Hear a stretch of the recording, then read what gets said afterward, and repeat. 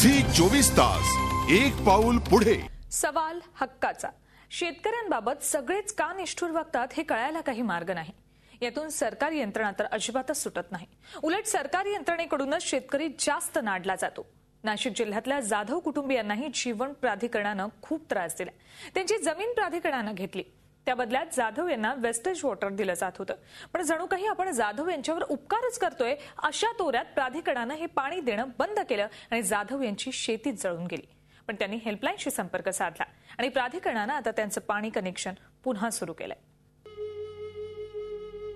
सरकारी यंत्रणा शेतकऱ्यांबाबत किती निष्ठुर वागते याचा अनुभव नाशिक जिल्ह्यातल्या मौजे मोहाडीतील जाधव कुटुंबियांना येतोय। जाधव कुटुंबाची 12.5 एकर जमिनीवरची उभी पिकं वाळून गेली आहेत। त्यांच्या शेतीतलं पाणी जीवन प्राधिकरणानं तोडून टाकलंय। जीवन प्राधिकरण हे पाणी जाधव यांना मोफत देत नाहीये। जाधव कुटुंबानं स्वतःची जमीन प्राधिकरणाच्या जलशुद्धीकरण केंद्रासाठी दिली आहे। त्याच्या मोबदल्यात शुद्धीकरण प्रकल्पातलं पिण्यासाठी अयोग्य असं टाकाऊ पाणी जाधव यांच्या शेतीला दिलं जात होतं। याच पाण्यावर जाधव कुटुंबियांची शेती फुलली होती। गेली कित्येक वर्ष असं सुरू होतं। जलशुद्धीकरण प्रकल्पाच्या पाण्यामुळे जिरायती जमीन बागायती झाली होती। भाजीपाला आणि नगदी पिकांमुळे जाधव कुटुंब सधन झाले होते। बहुतेक शेतकऱ्याची ही सगळी प्रगती जीवन प्राधिकरणाच्या अधिकाऱ्यांच्या डोळ्यात खुपू लागली। त्यांनी कोणतीही पूर्वसूचना न देता सरळ वेस्टेज पाण्याची पाईपलाईन तोडून टाकली।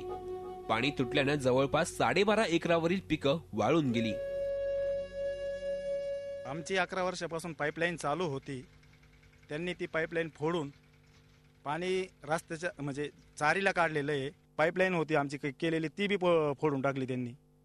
आम्ही आमच्या स्वखर्चाने टाकी बांधलेली होती, त्या टाकीतच त्यांनी त्यांची पाईपलाईन जोडून आणि पाणी चारीमध्ये सोडलेलं आहे। जलशुद्धीकरण केंद्रातलं पाणी बंद करून जीवन प्राधिकरण त्याचा इतरत्र वापर करीत होते अशातली गोष्ट नव्हती। वॉशआउटचं पाणी शेतीला न सोडता रस्त्यावर सोडलं जात होतं। शेतीसाठी संजीवनी ठरणारं पाणी रस्त्यावर वाहून जात होतं। निव्वळ आकसापोटी पाणी तोडलं होतं। त्यामुळे जाधव कुटुंब देशोधडीला लागले।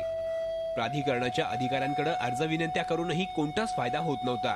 त्यामुळे निराश झालेल्या जाधव बंधूंनी झी हेल्पलाईनकडे आपल्यावर झालेल्या अन्यायाचा पाढा वाचला।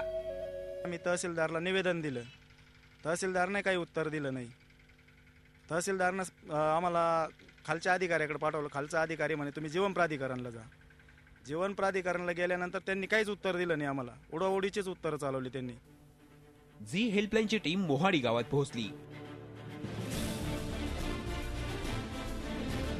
जलशुद्धीकरण केंद्रातून जाधव यांच्या शेतात होणारा पाणी पुरवठा कसा तोडलाय याची आमच्या टीमनं पाहणी केली। जीवन प्राधिकरणाचा हा मनमानी कारभार होता। फुकट जाणाऱ्या पाण्याचा कुठलाही फायदा मिळू नये असा वाईट हेतू त्यातून स्पष्ट दिसत होता। जाधव कुटुंबावर होणाऱ्या अन्यायाला वाचा फोडणं गरजेचं होतं। त्यामुळे आम्ही जीवन प्राधिकरणाच्या कार्यकारी अभियंते मोरे यांना जाऊन भेटलो। जाधव यांच्या शेताचं पाणी कशासाठी तोडलं, तोडलेल्या पाण्याचा वापर कशासाठी करता याचं उत्तर त्यांच्याकडे नव्हतं। झी हेल्पलाईनच्या प्रश्नांमुळे काही वेळ मोरे गांगरूनच गेले। शेवटी त्यांनी जाधव यांना पाणी देण्याचं आश्वासन दिलं। जागा आहे त्या जलशुद्धीकरणाला मी माझे संबंधित डेप्युटी इंजिनियर जोशी आम्ही भेट देतो व त्यांच्यावर अन्याय होणार नाही याबाबत आम्ही खबरदारी घेऊ। एरवी भेटही न देणाऱ्या अधिकाऱ्यांनी झी हेल्पलाईनमुळे शेतकऱ्यांना भेटून त्यांची समस्या ऐकून घेतली। शिवाय चुटकीसरशी त्यांच्या पाण्याचा प्रश्नही सोडवून टाकला। शेतीच्या सिंचनाचा प्रश्न निकाली लागल्यानं जाधव कुटुंबियांनी झी हेल्पलाईनचे आभार मानले। झी 24 तास आल्यामुळे साहेब लोकांनी बोलायचं हे केलं, बाबा आम्ही तुमची समस्या सोडवतोय बाबा। पहिले तर काही विचार नाही केले नाही आम्हाला, तुम्ही आले कशाला काय कशाला काहीच विचार नाही केले नाही। त्याच्यामुळं आमची झी हेल्पलाईनवाले आल्यामुळं आमची समस्या थोडी मार्गाला लागलेली आहे। जलशुद्धीकरण केंद्रासाठी जमीन देणाऱ्या जाधव कुटुंबांचा या वेस्टेज वॉटरवर पहिला हक्क होता। तो हक्क नाकारण्यात आला। झी हेल्पलाईननं या अन्यायाला वाचा फोडली। एवढंच नव्हे तर त्या शेतकऱ्याला न्यायही मिळवून दिला।